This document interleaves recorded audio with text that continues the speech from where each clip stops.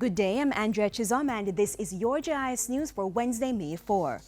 The Rural Agricultural Development Authority, RADA, has completed its assessment of the damage caused by the recent flood rains in Portland and St. Thomas. The authority says farms in the two parishes suffered an estimated $100 million in damage. Portland was hardest hit with an estimated $78 million bill, while the damage to St. Thomas is estimated at $22.8 million.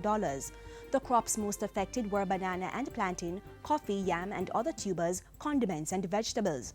About 2,500 livestock, including cattle, pigs, goats and a donkey, were lost. The report indicated that 281 hectares of farmland were severely affected, which impacted approximately 516 farmers. Meanwhile, the hard-hit farmers of Portland will start receiving government assistance next week.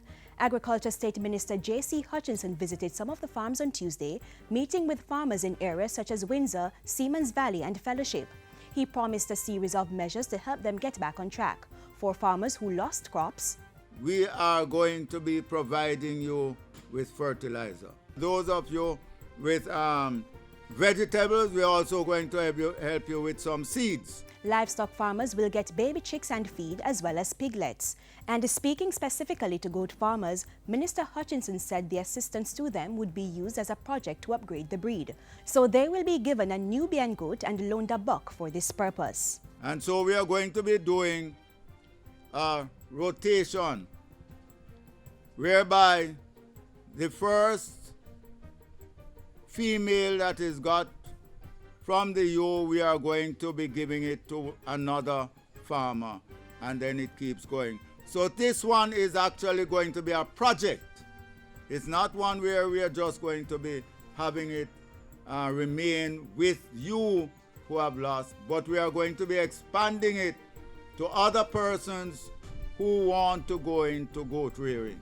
Portland rafters who were affected by the recent flood rains are also benefiting from government's intervention.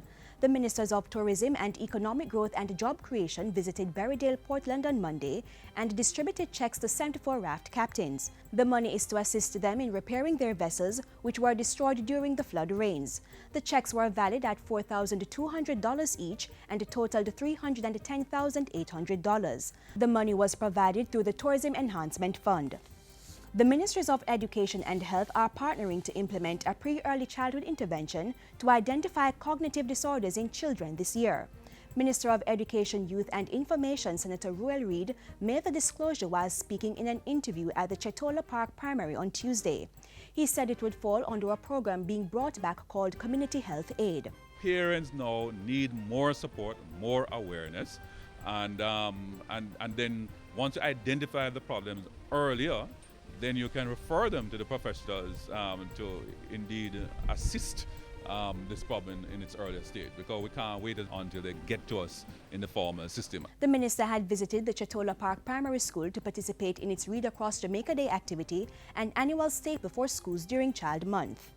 Labour and Social Security Minister Shahini Robinson says the Andrew Holness administration is determined to have the Occupational Safety and Health Act passed into law as soon as possible.